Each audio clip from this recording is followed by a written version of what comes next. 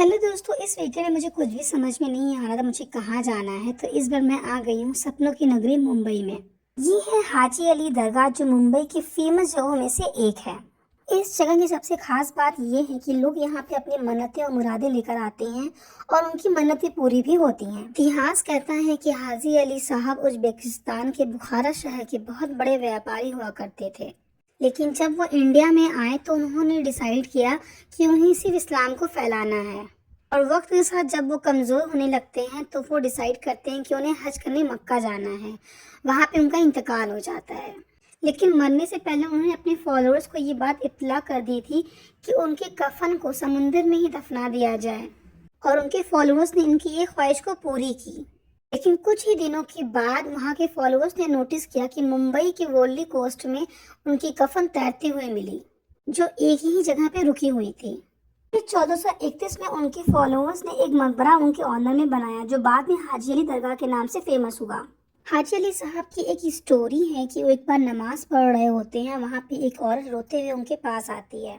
पूछने पर वो औरत अपने पास रखे हुए एक खाली बर्तन पर इशारा करती है और कहती है कि इसमें का सारा तेल जमीन पर गिर गया है और अगर मैं अपने घर बिना तेल कर गई तो मेरा शौहर मुझ पर बहुत जुल्म करेगा। लोगों का मानना है कि हाजी अली साहब ने उस औरत को बोला कि आप मुझे वहाँ ले चलो जहाँ पे तेल गिरा हुआ है। हाजी अली साहब ने वहाँ जमीन पर पहुँचते ही वेसल को जमीन पर लगाने के बाद अंगूठे से जमीन को दबाया। कहानी के हिसाब से वहाँ पे तेल का जो फव्वारा निकला और उससे वेसल पूरी तरह से भर गया। वो औरत खुशी खुशी अपने घर गई।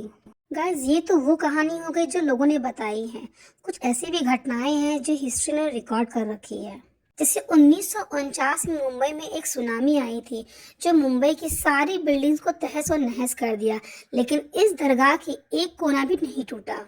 और सुनामी के दौरान बहुत सारे लोग इस दरगाह में फंसे हुए थे, डरे हुए थे कि उन्हें कुछ हो ना जाए, लेकिन वो अपने घर वापस बहुत सेफली पहुंच गए।